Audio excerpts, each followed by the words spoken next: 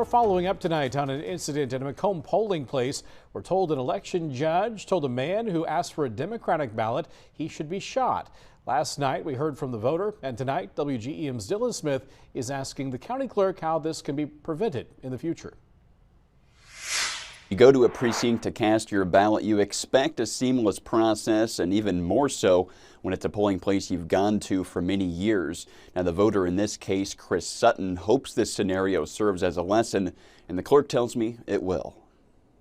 Tuesday's primary was like any other election.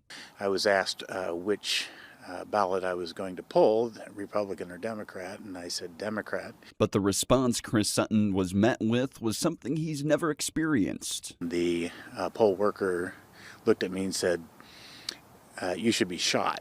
Leaving him stunned.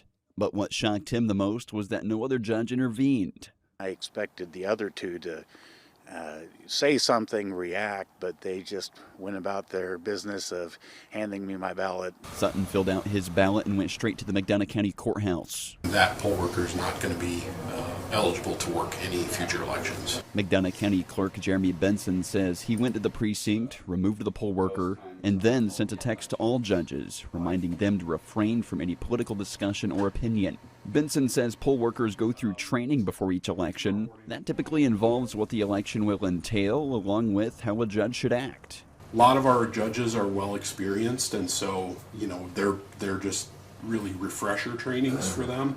But we do discuss electioneering. We discuss, not discussing any political views while they're working and representing the county. Benson tells me Tuesday's primary wasn't this particular poll worker's first election. Sutton says he doesn't remember seeing the worker in prior elections. He hopes it serves as a wake-up call.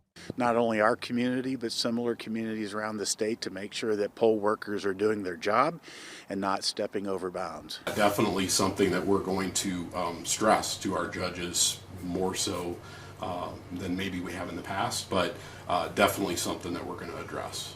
And Benson says getting enough poll workers for each election is a challenge as it is, so removing a judge is never something he wants to do, but in this case he says there's zero tolerance for what happened. And Sutton says he was pleased with how the situation was addressed.